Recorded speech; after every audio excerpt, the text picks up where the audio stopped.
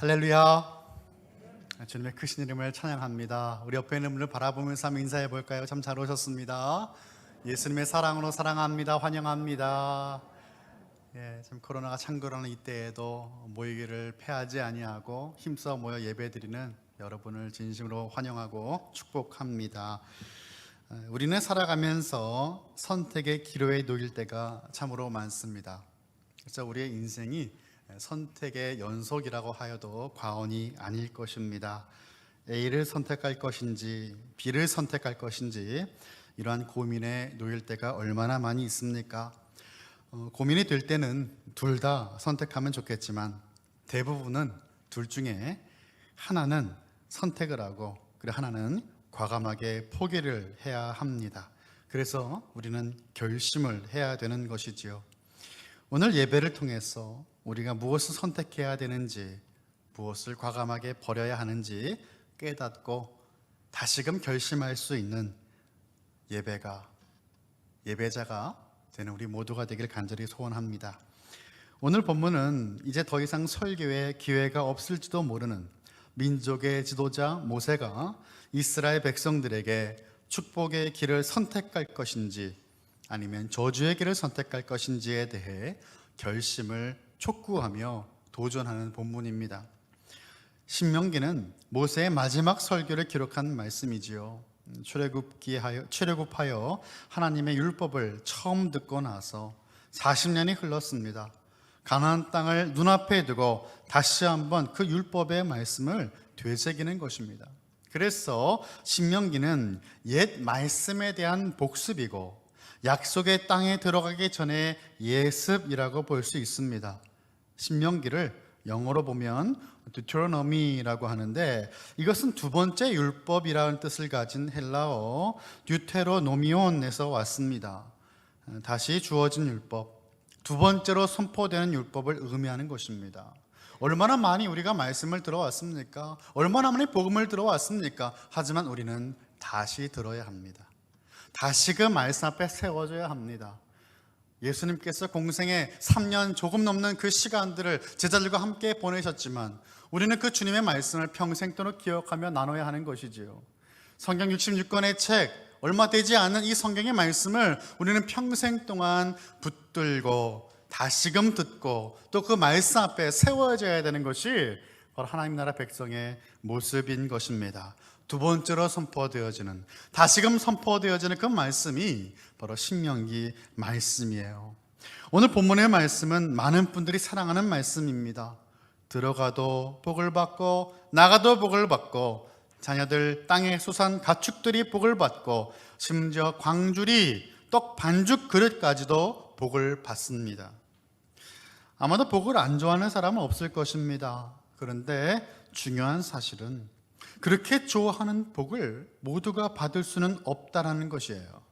성경에서 말씀하는 복이 무엇이고 그 복은 누가 받을 수 있는 것이며 복을 받지 못하면 무엇을 받게 되는가?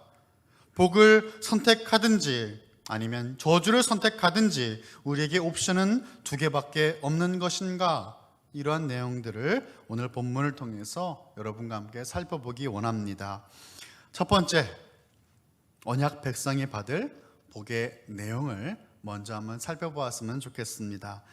언약 백성이 받는 복은 무엇일까요? 우리는 복에 관하여 종종 말씀을 이미 나누었죠.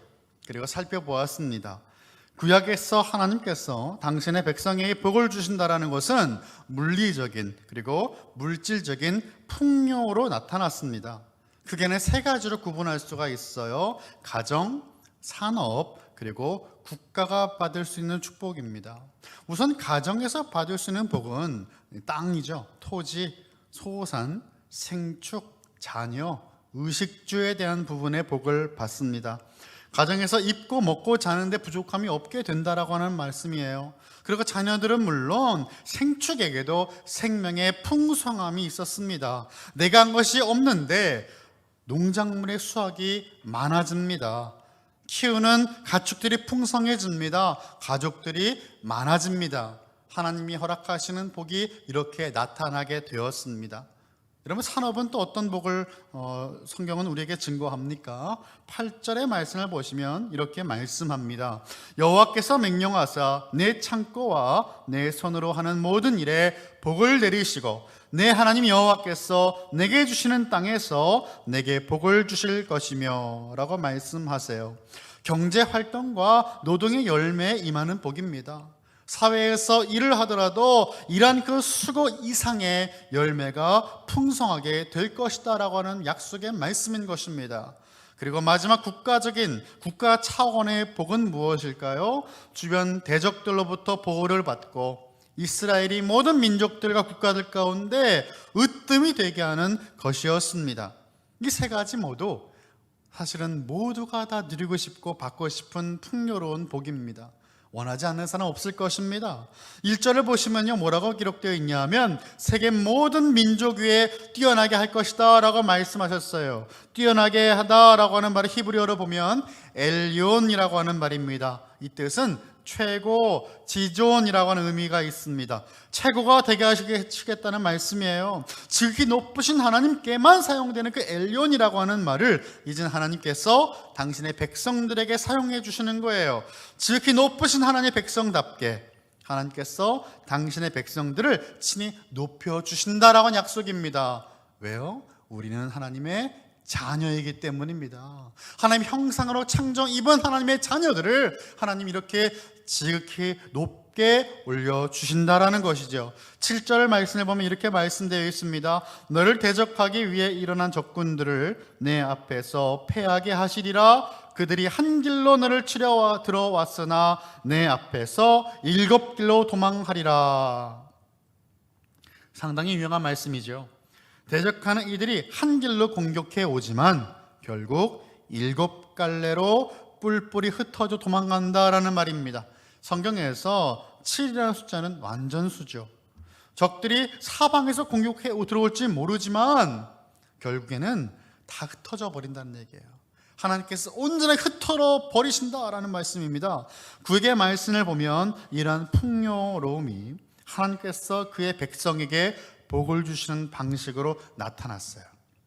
이 땅을 창조하신 하나님께서 우리에게 복을 주시는데 이 땅을 창조하신 그 하나님의 그 제한 없는 모습으로 우리를 채우시는 그 모습으로 하나님은 나타내 보여주셨어요.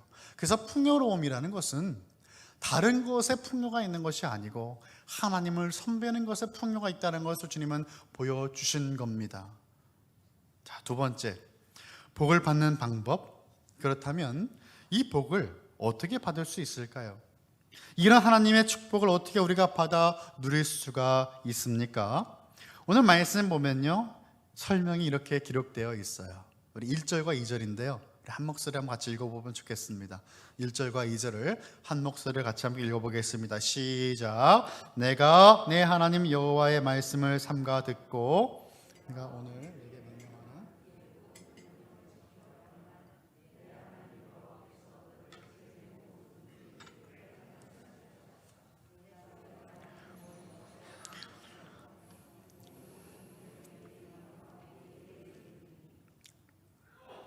아멘.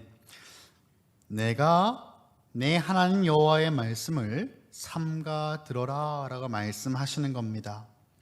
하나님의 말씀을 청종하면 이라고 말씀하셨어요. 그냥 듣고 끝나는 것이 아닙니다. 명령하는 모든 말씀, 하나님의 말씀을 지켜 행하라. 그리하면이라고 조건이 등장합니다. 순종하면 하나님께서 너를 세계 모든 민족 위에 뛰어나게 하실 것이다 라고 말씀하시는 것입니다. 결국 하나님의 말씀을 듣고 행하며 오직 하나님만을 섬길 때 하늘의 축복을 누릴 수 있다라는 말씀입니다. 순종의 여부에 따라서 축복과 저주가 다르게 임하게 되는 것이에요. 자, 여기서 그렇다면 우리가 만약 순종을 나의 행위로 생각하면요, 우리는 축복을 받는 것도 내가 노력을 하면 받을 수 있다라고 생각할지도 모르겠습니다. 순종이 노력한다고 되는 것입니까? 물론 완전히 아니다라고 말하기는 어렵습니다. 우리는 로봇가 아니니까요. 하지만 순종할 때 축복을 받는다라고 하는 문장에서 우리의 강조점, 그 방점으로 찍어야 되는 곳은 내가 순종할 때가 아니고요, 축복을 받는 것에 강조를 해야 됩니다. 그러니까 축복은 누가 주시는 거예요? 하나님이 주시잖아요. 하나님께서 복을 주신다. 하나님의 우리의 강조점이 있는 거예요. 신학적으로 보면 오늘 본문의 축복을 잘 해석해야 되는데, 번영복음, 번영신학이라는 말을 들어보셨을 겁니다. 예수 믿으면 잘 살게 된다는 것이죠. 물론 이것이 잘못된 말은 아닌데 이것이 오해의 소지가 많은 말인 것 같습니다. 다 복받는 것 물론 맞죠. 그런데 이것을 조금 더 생각을 해봐야 된다는 것이에요. 들어와도 복, 나가도 복, 심지어 집안 부엌에 광주리와 빵 반죽 그릇까지 복을 받는 것, 우리가 적절히 행동을 하고 그 순종의 행동의 버튼을 누르면 2절부터 14절까지 나오는 이 물질적인 축복 전체가 하나님 나라의 보물창고에서 쏟아질 것이라고 생각한다면 여러분, 그것은 정말 큰 오해입니다. 마치 순종 하나 하면 자판기에서 축복 하나가 나에게 튀어나온 것을 생각한다면 잘못되었다라는 것이에요. 축복을 일종의 상으로 생각하거나 얻을 수 있는 보상으로 생각한다면 그것은 잘못된 개념이다라는 것이죠. 신명기 8장 17절의 말씀입니다. 그러나 내가 마음에 이르기를 내 능력과 내 손의 힘으로 내가 이 재물을 얻었다 말할 것이라. 무슨 말입니까? 하나님이 주셨음에도 불구하고 나의 노력으로, 나의 순종으로 이것들이 임하게 되었다라는 것을 생각하지 말라라고 말씀하시는 거예요. 오히려 하나님 나라의 그 백성은, 하나님께서 허락하시는 그 축복은 이들이 하나님의 백성이라는 사실 그 자체가 포함되어 있다는 것을 기억해야 됩니다. 하나님께서 이스라엘에게 주고 싶으신 축복은요, 아브라함에게 하신 약속과 언약 관계의 연장에 있습니다. 하나님께서 아브라함에게 어떤 약속을 주셨습니까? 여러분, 이 말씀 정말 중요한 말씀입니다. 창세기 12장이에요. 창세기 12장 1절부터 3절의 말씀을 제가 읽어보겠습니다. 여호와께서 아브라함에게 이르시되 너는 너의 고향과 친척과 아버지의 집을 떠나 내가 내게 보여줄 땅으로 가라. 내가 너로 큰 민족을 이루고 내게 복을 주어 내 이름을 창대하게 하리니 너는 복이 될지라. 너를 축복하는 자에게는 내가 복을 내리고 너를 저주하는 자에게는 내가 저주하리니 땅의 모든 족속이 너로 말미암아 복을 얻을 것이라 하신지라. 아멘. 하나님이 복의 근원이신데 그 하나님이 아브라함의 하나님이 되어주신다라는 약속입니다. 그래서 너에게 복을 주어서 너의 이름을 창대하게 할 것이고 아브라함이 복 자체가 된다라는 말씀입니다. 그리고 땅의 모든 족속이 아브라함으로 말미암아 복을 얻게 될 것임을 말씀하신 거예요. 아브라함이 받은 복 무엇입니까? 하나님을 아는 복이었습니다. 하나님과 연결된 복이었습니다. 하나님의 자녀라 칭함받을 수 있는 복이었습니다. 하나님과 관계를 누리는 복이었다, 이 말입니다. 야고보서 2장 23절의 말씀을 보면요, 아브라함이 하나님과 어떤 관계를 누리고 있었음을 증거하고 있는데 하나님의 벗이라 칭함을 받았다라고 우리에게 증거하고 있습니다. 하나님의 친구라고 불려질 수 있는 사람이 누가 있습니까? 아브라함에게 허락하신 하나님의 복이었어요. 신약으로 넘어오면 예수님은 구약에 있었던 그 물질에 대한 복에 대한 사람들의 의식을 전환시켜 주셨어요. 그것이 우리가 잘 알고 있는 산상수훈입니다. Sermon on the Mount라고 하는 이 산 위에서의 설교, 이 가르침을 통해서 예수님은 진정한 복이 무엇인지를 우리에게 말씀해 주셨어요. 예수님이 말씀하시는 복은 비록 제자로 살아가다가 고난이 있을지라도 천국, 하나님 나라가 있음을, 선물로 받았음을 누리라고 말씀을 하시는 겁니다. 그리고 이어서 예수님은 믿음으로 불구하고, 믿음에도 불구하고 박해를 받는다면 그 자체가 복이다라는 것을 기억하라라고 말씀을 하시는 거예요. 심령이 가난한 것, 애통하는 것, 온유한 것, 의에 줄이고 목마른 것, 긍휼히 여기는 것, 마음이 청결한 것, 화평하게 하는 것, 의를 위해 박해를 받는 것이 어떻게 복입니까? 세상과는 전혀 다른 가치 속에서 하나님 나라의 백성이라면 이런 모습이 마땅하게 있어야 된다는 것을 우리 주님은 말씀하신 거예요. 하나님 나라 백성이 되는 것 자체가 복이다 이 말입니다. 하나님과 동행하는 것, 하나님께서 하나님 나라 백성들을 보호하신다라고 하는 것, 그 보호 받는 것이 복이다라는 거예요. 이렇게 하나님 나라 백성을 살아가는 모든 삶의 영역이 축복입니다. 들어가도 복을 받고 나가도 복을 받는 이 모든 삶의 영역들이 결국에는 예수 그리스도 안에서 우리가 받을 수 있는 복이 무엇인지를 그림으로 나타내 보여주셨다라는 것이에요. 그러므로 오늘 본문에서 말씀하는 그 순종은 믿음처럼 하나님의 은혜와 축복을 받을 자격을 갖추는 수단이 아니라 그 은혜와 축복을 활용하는 수단으로 나타내었다라는 말입니다. 무슨 말입니까? 순종이라는 통로를 통해서 우리는 하나님의 축복을 우리의 삶 가운데 흘러 들어오게 하는 거예요. 순종이 주목을 받아야 됩니까? 아니에요. 통로가 주목받을 필요는 없어요. 통로는 그저 깨끗하면 됩니다. 통로는 잘 연결되어 있으면 되는 것이에요. 하나님 나라 백성으로서 마땅한 모습이 바로 이 순종이다 이 말입니다. 마치 순종이라는 마스터 키를 가지고 축복의 모든 방들을 다 열어서 그 복을 다 내 것으로 만드는 식으로 우리는 이 복을 적용하면 안 되는 겁니다. 순종은 당연한 겁니다. 순종이라는 통로를 통하여서 하나님을 누리는 복을 누리는 저와 여러분, 우리 모든 칼빈의 권속들이 다 되시기를 예수 그리스도 이름으로 간절히 축원합니다. 마지막 세 번째는요, 불순종의 결과입니다. 그러면 언약 백성이 말씀에 불순종할 때 받을 수 있는 저주는 무엇입니까? 먼저 저주 누가 받는가를 우리가 좀 살펴봐야 되는데요, 하나님의 말씀을 무시하며 순종하지 않는 사람이 저주 받습니다. 여러분, 우리가 저주 받는다, 아니면 저주를 내린다, 막 그런 이야기들을 많이 하지만 이것을 우리가 좀 이 말씀을 통해서 우리가 이 단어들을 이해할 필요가 있습니다. 저주의 장소가 있다거나 어떤 물건의 저주가 임한다거나 여러분 그런 것이 없어요. 악한 영은 분명히 존재하지만 하나님의 백성들이 이 curse라고 하는 저주를 바로 이해해야 됩니다. 순종하지 않을 때 임하는 것이 저주다라는 것이죠. 하나님을 떠나는 상태가 저주다 이 말입니다. 사망의 그 자체가 그 상태로 남아있는 것이, 죄의 결과로 남아있는 그 모습이 저주임을 우리는 이해해야 된다는 것입니다. 15절이죠. 내가 만일 내 하나님 여호와의 말씀을 순종하지 아니하여 내가 오늘 내게 명령하는 그의 모든 명령과 규례를 지켜 행하지 아니하면 이 모든 저주가 내게 임하며 내게 이를 것이니 라고 말씀하셨습니다.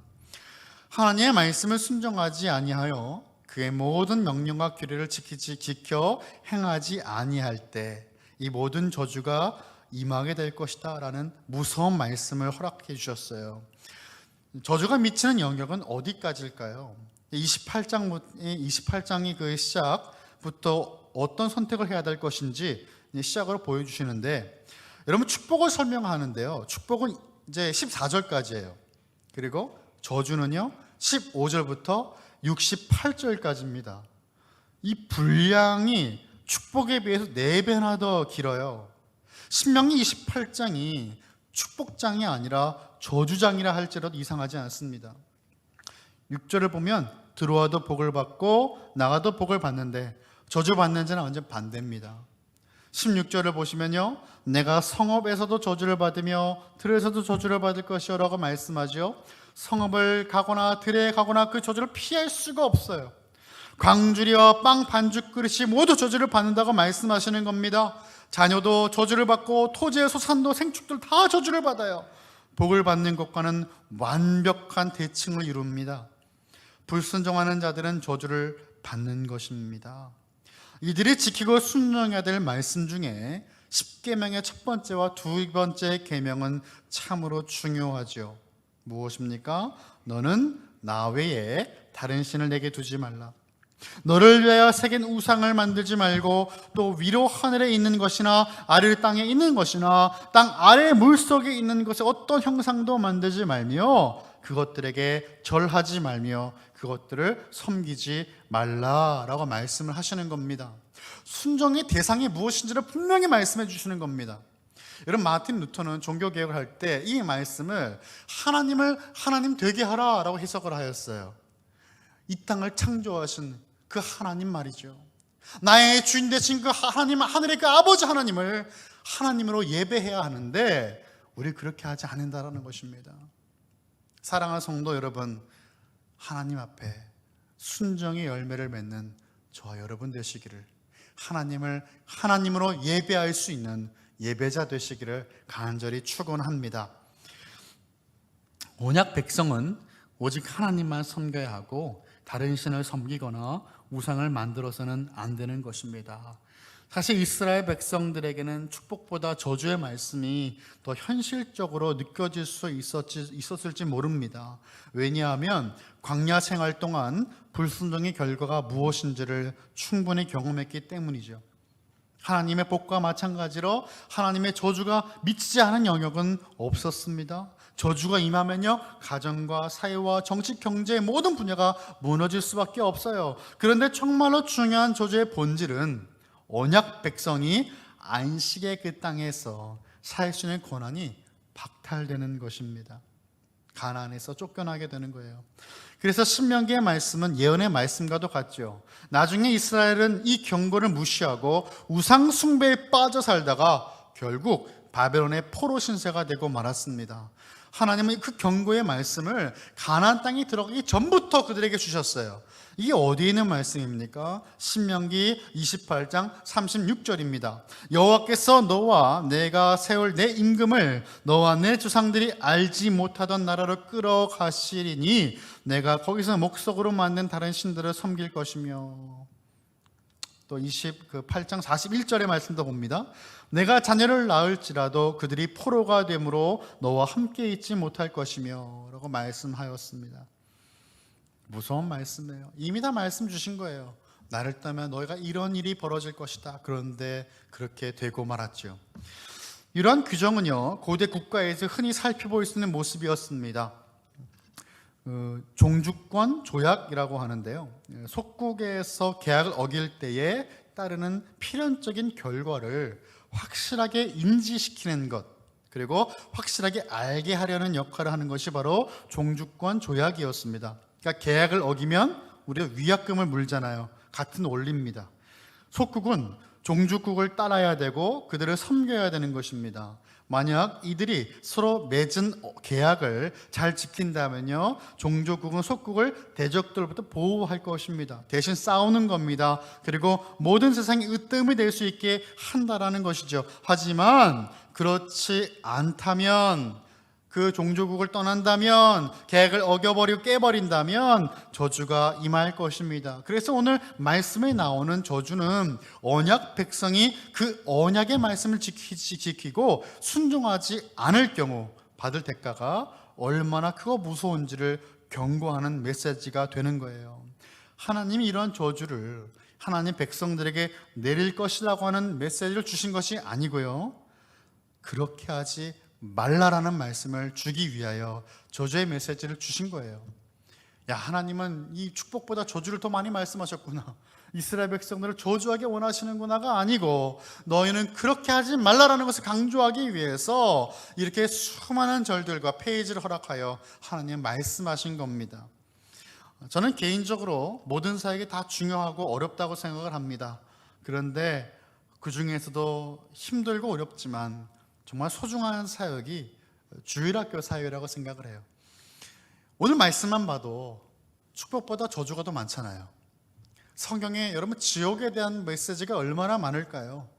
근데 우리는 지옥 메시지보다는 천국에 대한 말씀을 더 좋아합니다. 지옥불에 대한 말씀을 들으면 이게 거북하고 뭔가 좀 빠르게 넘겨버리고 싶은 그런 마음이 있지 않습니까? 가만히 돌아보면요, 우리가 이 천국과 지옥에 대해 가장 많이 들었을 때가 주일학교 때인 것 같아요. 주일학교 때보다 이 천국과 지옥을 명확하게 듣고 그 말씀 앞에 두렵고 떨리는 마음으로 회개를 했던 적이 언제였을까요? 그래서 주일학교의 사역은 참으로 중요합니다. 물론 아이들이 뭐 이렇게 말씀 전한다고 가만히 듣고 잘 듣지는 않아요. 근데 제가 어릴 때를 생각해 보니까 막 정말 예배당이 막 놀이터가 되잖아요. 막 뛰어다녀도 그 말씀을 또 다 들어요, 그죠? 아이들이 다 듣더라고요. 근데 이제 우리는 사역자만 이제 화가 나는 거죠. 도대체 이 아이들은 왜 나의 말을 듣지 않는 걸까? 앉혀놓고 정말 무섭게 티칭도 해보고 하지만 결국에는 바뀌지 않지 않습니까? 또 우리 아이들을 가만히 보면 말을 이제 안 들을 때 우리 부모님들이 그런 말들을 한 번씩 합니다. 경찰 아저씨가 잡아갈 거야. 너 말 잘 들어야 돼. 라고 하는 말들 합니다. 한국도 그런가요? 미국은 경찰이 굉장히 무섭거든요. 그렇기 때문에 이런 협박 아닌 협박을 아이들한테 많이 해요. 근데 한국도 그런지는 모르겠어요. 그런데 여러분, 어머니가 정말 이 아이가 경찰에게 잡혀가는 것을 원해서 그렇게 말하는 어머니는 없을 겁니다. 그것을 원하는 부모 없어요. 하지만 아이가 장성해서도 법을 지키지 않아서 범죄자가 된다면 여러분, 그때는 부모가 아무리 원하지 않아도 아이는 경찰에게 잡혀가고 말 것입니다.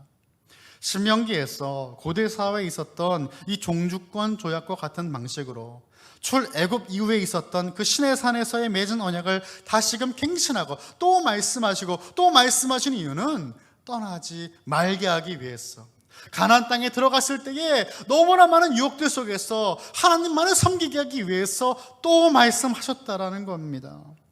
신명기를 통해 우리는 하나님의 그 마음을 더욱더 알게 되는 거예요. 그리고 이런 언약 갱신은 이스라엘 백성이 가나안에 입성해서 세겜 땅으로 가서 다시 한번 하게 됩니다. 그때도 백성 앞에서 축복과 저주의 길을 놓고 백성들은 선택해야 되었어요. 하나님을 택할 것인지 아니면 그 땅의 우상을 택할 것인지. 이 말씀도 한번 같이 보겠습니다. 여호수아서 24장 14절 15절입니다. 우리 한 목소리로 같이 읽어볼까요? 시작. 그러므로 이제는 여호와를 경외하며 온전함과 진실함으로 그를 섬기라. 너희의 조상들이 강 저쪽과 애굽에서 섬기던 신들을 치워버리고 여호와만 섬기라. 만일 여호와를 섬기는 것이 너에게 좋지 않게 보이거든 너희 조상들이 강 저쪽에서 섬기던 신들이든지 또는 너희가 거주하는 땅에 있는 아모리 족속의 신들이든지 너희가 섬길 자를 오늘 택하라. 오직 나와 내 집은 여호와를 섬기겠노라 하니. 아멘. 둘 중에 하나 선택하라 이 말입니다. 결단을 내려라, 결심해라 그 말입니다. 신명기에서 말씀하는 모세나 여호수아서의 여호수아가 하나님을 선택하지 말고 이방신들을 택하라고 이런 선택권을 준 게 아닙니다. 하나님만을 선택하고 섬기라고 말씀하는 겁니다. 이방신을 택하든지 너희가 섬길 자를 오늘 택하라. 오직 나와 내 집은 여호와를 섬기겠다라고 단호하게 선포하며 도전하는 것입니다. 하나님은 광야 2세대들에게 다시는 1세들이 범한 죄들과 잘못들을 되풀이하지 말라라고 강력하게 말씀하시는 것이죠. 언약 관계 안에서 하나님을 잘 섬기면 약속의 땅에서 쫓겨나지 않고 그 생명의 풍성함을 누리며 살 수 있다는 것을 저주의 결과로 말씀하시면서 계속 같은 말씀을 하시는 거예요. 말씀을 순종하는 삶 자체가 안식입니다. 복입니다. 말씀을 버린 삶은 그 자체가 고난이고 저주라는 것입니다. 사랑하는 성도 여러분, 말씀이 우리에게 어떻게 다가오셨습니까? 말씀이 육신이 되어 하늘의 보좌 권세를 버리고 우리와 동일한 모습으로 이 땅에 오셨습니다. 그분이 예수 그리스도이시죠. 예수 그리스도를 나의 구주로 구원자로 영접하여 믿는 자는 하나님의 자녀가 되는 권세를, 영생의 복을 누릴 것입니다. 예수 그리스도께 순종하는 삶은 복 있는 삶이요, 예수 그리스도를 부인하고 받아들이지 않는 삶은 그 자체가 고난과 저주의 삶인 것입니다. 말씀을 마칩니다. 여러분은 축복과 저주 중에 무엇을 선택하시겠습니까?